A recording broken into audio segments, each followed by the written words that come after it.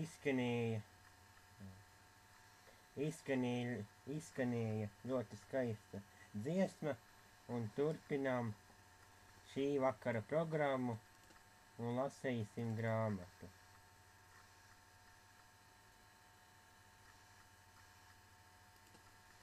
Un lasīsim šovakar grāmatu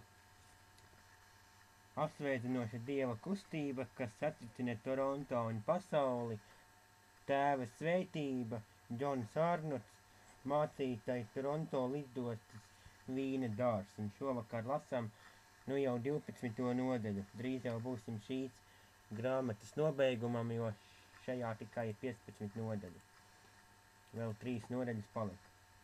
12. nodaļa – svaidījuma novērtējums. 60. gados, kad biju jauns kristietis, kas apmeklēja Kvīnsvejas katedrāli, mans mācītājs Aleks Ness man teica, ja tu nopietni gribi kļūt par kalpotāju, uzmanies no 3 lietām.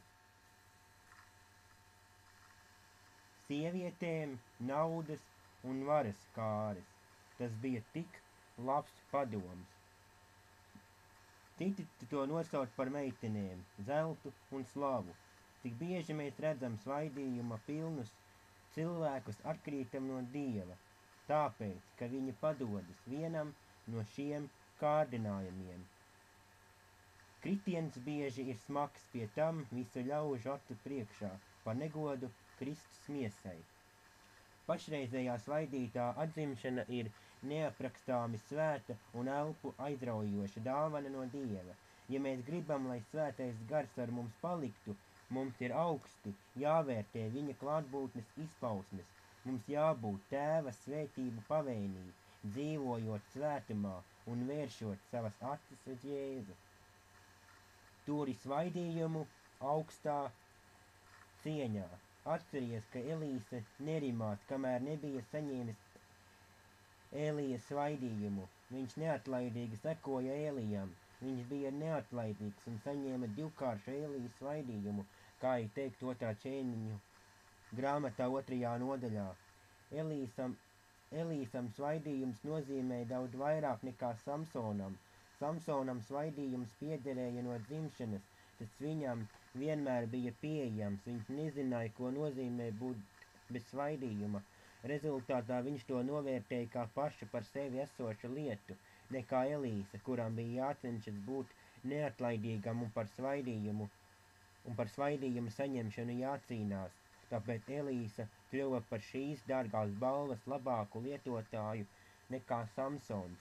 Kad pienāca laiks Elīsam izvēlēties palīgu, viņš atrada vīru, kas bija uzticams un nevairījās smaga darba. Šī vīra vārds bija Gehazis. Gehazis bija redzējis Elīsu darām daudz brīnumu, tādu kā sunamietes sievietes dēla piecelšana no miroņiem un indes atņemšanu ēdienām. Gehazis bija aculietinieks, kā viņš bija praviešu atraitnei pārdabīgā veidā radījis eļļas krājumus. Kā ir teikt 2. ķēniņu grāmatā 4. nodaļā, Gehazis redzēja daudzas pārdabiskas lietas, jo Elīses dzīvē darbojās svētais gars. Tad pienāca laiks, kad Gehazis tika pārbaudīts, vai Gehazis izprot Dieva svaidījuma vērtību, vai varbūt viņš to novērtēs nepietiekoši. Nākamā apakštēma – pārbaudas laiks.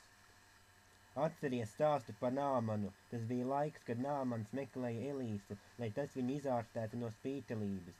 Elīsa pavēlēja Nāmanam iekāpt 7 reizes Jordānas upē, tad viņš tiks dziedināts. Tas bija ticības, paklausības un pazemības pārbaudījums Nāmanam, un kad viņš beidzot paklausīja, tas kungs viņu pilnīgi izveseļoja. Tagad Nāmans bija ļoti bagāts, un viņš atgriezās pie Elīsas ar pateicības dāvanām sakot: redzi, tagad es gan zinu, ka nav neviena cita dieva visā pasaulē kā vienīgi Izrēlā, un tagad lūdzu saņem kādu dāvanu no sava kalpa. 2. ķēniņu 5. nodaļa 15. pants. Redziet, Nāmans zināja, ka Elīses dievs ir vienīgais patiesais dievs, kāpēc, ka svētā gara spēks nāca personīgi pār viņu, pieskārās viņa dzīvei un izdiedzēja to no briesmīgās slimību. Neviens cits spēks, neviens cits dievs to nebūtu varējis izdarīt. Un tā Nāmans gribēja pienest pateicības ziedojumu, bet Elīze atbildēja: tik tiešām, ka tas kungs, kura priekšā es stāvu, ir dzīvs, es gan neņemšu, un viņš tam uzstājās, lai ņem, bet tas liedzās. 2. ķēniņa 5. nodaļa 16. pants. Vai tā nav interesanta nostāja dieva vīram? Vairums no mums kā dieva vīri labprāt pie katras izdevības pieņem ziedojumus, liekas, ka dieva druvā arvien pietrūks ienākumu, un ja parādās kāda bagāta vīrs un piedāvā mums $1000, mēs esam pateicīgi un tos pieņemam. Elīze jutās dievu vadīt, atteikties, dievs pārbaudīja viņu sirdi. Arī Gehazis zināja, ko nozīmē naudas trūkums. Elīze turpināja trenēt jaunus praviešus, ko bija iesācis darīt Ēlija, un tagad viņam bija vairāki simti skolnieku. Gehazis droši vien bieži vaicāja, kā arī Ērikas vai Bēteles praviešu skolas finansiālo stāvokli. Viņam bija no svara, lai šiem projektiem pietiktu līdzekļi, ieskaitot viņa pašu personīgām vajadzībām. Ja neesam uzmanīgi naudas lietās, mēs varam sākt vairāk paļauties uz savu pašu sapratni, nekā būt atkarīgiem no svētā gara, personas un dieva svaidījuma. Elīze dāvanas nepieņēma, tāpēc Nāmans aizbrauca mājās, būdams īpaši pateicīgs dievam par atgūto veselību. Kad nu viņš Nāmans no tā bija aizgājis mazu ceļa gabalu, tad Gehazis dieva vīra, Elīzes kalps, domāja: redz, mans kungs ir šo aramieti Nāmanu saudzējis, neko nepieņemot no tā rokas, ko viņš bija atnesis. Tik tiešām, ka tas kungs ir dzīvs, es skriešu viņam pakaļ un ņemšu kaut ko no viņa. Tā Gehazis steidās Nāmanam nopakaļ. 2. ķēniņa 5. nodaļa 19. līdz 21. pantam. Kas notika Gehaža sirdī? Viņam sagribējās naudas, vai ne? Viņam apnika būt nabagam. Varbūt viņš domāja, ka varēs iegādāties kādus vīnogulājus vai olīvu kokus. Viņš cerēja, ka Elīze neuzinās par viņa nodomu, jo Elīze nevienmēr zināja, kas notiek visapkārt. Gehazis bija pieredzis pie svaidījuma, pieredzis atrasties tuvu klāt pārdabiskajām. Gehazis nolēma uz mirkli pārņemt iniciatīvu savās rokās, neievērojot tā kunga vārdu, pasludinātu caur pravieti. Kad Nāmans ieraudzīja praviešu kalpu, skrienām viņam pakaļ, viņš izkāpa no saviem ratiem. Vai viss labi? Viņš atbildēja: jā, ir labi, bet mans kungs ir tikai mans sūtījis un licis tev pateikt: redzi, tikko pie manis ir atnākuši 2 jaunekļi, praviešu mācekļi, no Efraima kalniem, iedod man viņiem par labu talentu, sudraba un 2 kārtas svērku drēbju. 2. ķēniņa 5. nodaļa 21. līdz 22. pantam. Talents sudraba bija apmēram 75 mārciņas. Tā vērtība bija $1000, un tas bija tikai daļa no dāvanas, ko Nāmans bija atvedis, lai dabūtu daļu no tās. Gehazim bija jāmelo. Nāmans aicināja Gehazim ņemt 2 talentus, ko viņš arī izdarīja, pie reiza saņemdams arī 2 kārtas drēbļu. Nāmani kalpi palīdzēja Gehazim šīs lietas nogādāt gandrīz līdz viņa mājām. Gehazis noslēpa šīs mantas un aizsūtīja kalpus atpakaļ. Tad viņš iegāja sava kunga Elīzes mājā, it kā nekas nebūtu noticis. Vai redzat, ka Gehazi bija pārņēma mankārība, un uz strīpas bija likta visa Gehaža nākotne. No kurienes tu nāc, Gehazi? Un viņš atbildēja: tavs kalps nekur nav bijis. Tad Elīze viņam sacīja: vai garā es tev negāju līdzi, kad tas vīrs griezās atpakaļ no saviem ratiem tev pretī? Vai tad tagad ir laiks ņemt sudrabu un drēbes, eļļas kokus un vīna kalnus, sīklopus un lielopus kalpus un kalponis? 2. ķēniņu 5. nodaļa 25. līdz 26. pantam. Visas lietas, ko viņš vēlījās, lopus, kalpus un kalponis, un priekš tām tagad nav laika. Elīze bija no tā brīdinājis, bet Gehazis bija iekritis cilpā. Lūk, kas pie viņa notika tālāk. Tāpēc Nāmana spītelība pieliks tev un taviem pēcnācējiem uz mūžīgiem laikiem, un tad Gehazis aizgāja projām no viņa spītelības balt kā sniegs. 2. ķēniņa 5. nodaļa 27. pants. Cik traģiski. Kritiķiem ir taisnība, kad viņi nosoda cilvēkus, kas savu godu, slavu un savas vajadzības nostāda augstāk nekā dieva svaidījumu. Tā daudzi atkrīt, un tas sāpina Dieva sirdi. Gehazis iekrita mankārības dēļ, vai šīs lamatas nekārdina arī tevi? Kad svētais gars nes atzimšanu, cilvēki kļūst priecīgi un svētīti. Viņi bieži kļūst ļoti devīgi, vadītāji nedrīkst šo devīgo cilvēku izmantot. Mums jābūt labiem Dieva naudas pārvaldniekiem un jādarbojas mīlestībā, vadītiem no svētā gara. Nākamā apakštēma – īstā bagātība. Kad svētais gars izlej savu svaidījumu uz Kristus miesu, šodien nāks pārbaudījumi, lai noskaidrotu, vai mēs pienācīgi izprotam un novērtējam svaidījumu vai nē, vai pieņemsim svēto garu kā īsto bagātību un ne tikai kaut ko, ko mēs varētu izmantot savā labā. Jēzus saka, ka īstā bagātība ir Dieva lietas. Kas vismazākā lietā ir uzticams, tas arī lielās lietās ir uzticams. Un kas vismazākā lietā ir netaisns, tas arī lielās lietās ir netaisns.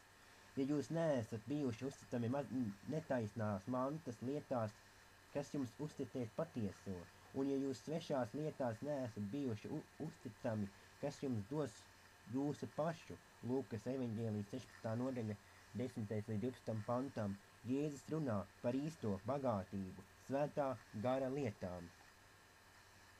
Neviens pie mājas piederīgs kalps nevar kalpot diviem kungiem, vai viņš vienu ienīdīs un otru mīlēs, vai vienam pieķersies un otru atmetīs. Jūs nevarat kalpot Dievam un mantai. Lūkas evaņģēlijas 16. nodaļa, 13. pants. Vēlos jums atgādināt, tik bezgala dārga dāvana ir svētā gara svaidījums, ko Dievs piedāvā šodien, tev un man. Tā ir īstena, neaprakstāma bagātība. Nākamā apakštēma ir svaidījuma cena. Nākot tuvāk Dievam, likme kļūst lielāka, jo pieaug svaidījums, jo vairāk mīlam Jēzu, jo vairāk mums jāgodā Dievu valstības lietas, īsto bagātību. Lūkas evaņģēlijas 16. nodaļa, 11. pants.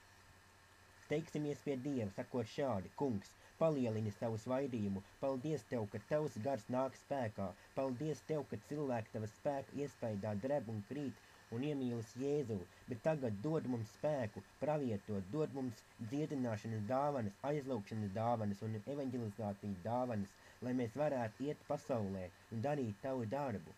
Kad viņu lūdzam, viņš atbild uz mūsu lūgšanām, bet es gribu uzsvērt, ka arī likme pieaug. Kad tavas attiecības ar Dievu kļūst arvien tuvākas, ar runāšanu vien nepietiek, tev ir jāstaigā viņa ceļi. Mums visiem jātop lēnprātīgiem un gataviem pakļauties pamācīšanai. Laulībā ir svarīgi pietiekoši novērtēt tuvību. Līdzīgā veidā pareizi jānovērtē tā kunga svaidījums, un ar to ir pareizi jāpiecas. Dažreiz kristieši ar visu spēku tiecas pēc svaras, bet viņi neļauj Dievam darīt viņos visu darbu. Viņu dzīves neizmainās. Kāda nozīme ir nākt katru dienu sapulcēm, baudīt svaidījumu, bet tad iet mājās un atkal turpināt grēkot. Uz īsu laiku varbūt tas tev var izdoties, bet pienāks diena, kad tam kungam būs jādod atskaite. Tas ir tikpat bīstami, kā spēlēt ar savu dvēseli, krieva ruleti. Nākamā apakštēma ir: esi atbildīgs, esi gatavs mainīties. Mēs ar tevi esam atbildīgi par brīnišķīgo svaidījumu, ko tas kungs mums dod, vai gribi būt uzticīgs šim svaidījumam, vai esi ar miera būt par pārvaldnieku tam bagātībām, kuras viņš tev uztic. Būsim gatavi mācīties un mainīties, paliksim pazemīgi un sadraudzībā viens ar otru. Ja nejūt atbildību par sevi un citiem, ir bīstami prasīt lielāku svaidījumu. Ļauj man atkārtot, ja nejūt atbildību par sevi, neesi gatavs mainīties un sevi atklāt citiem, bet sniedzies pēc aizvien lielāka svaidījuma, tu nostādi sevi un draudzi riskantā pozīcijā. Ir divas lietas, kas pretojas Dieva svaidījumam. Viena ir svētā gara apslāpēšana caur baiļošanos, otra – rīkošanās ar svaidījumu bez izšķiršanas. Tās ir pretējas pozīcijas viena otrai, bet abas abēdina svēto garu. Mums tās jāciena. Svaidījums, lai paliktu kā māls Dieva rokās un lai Dievs varētu mūs veidot.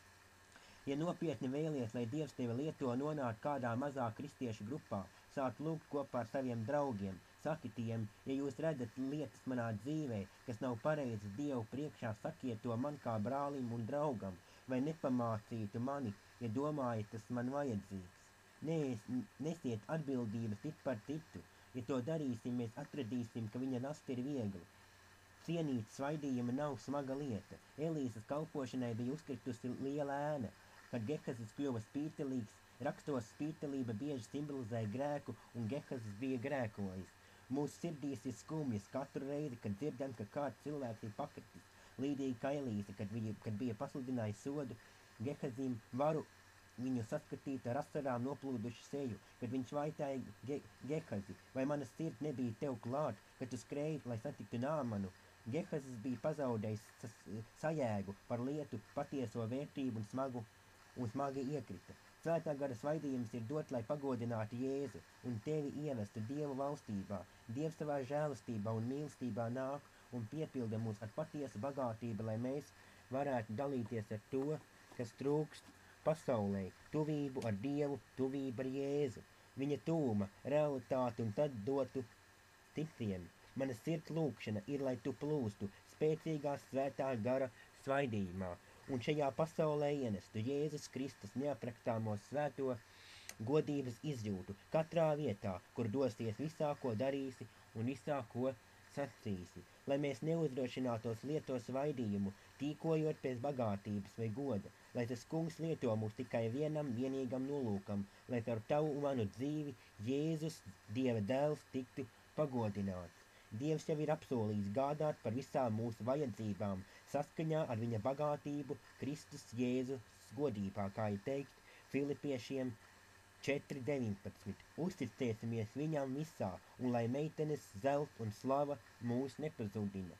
Kungs palīdzi mums novērtēt īsto bagātību, ko tu esi mums devis mūsu vidū, sava svētā gara dārgo tūmu. Kaut mēs šo dāvanu nelietot saviem personīgiem nolūkiem, lai to nepārdodam un neizmainam sīknaudā. Mēs gribam nākt un darīt tikai to, ko tu gribi darīt mūsos, un caur mums, lai Dieva valstība izplatītos visā pasaulē. Āmen.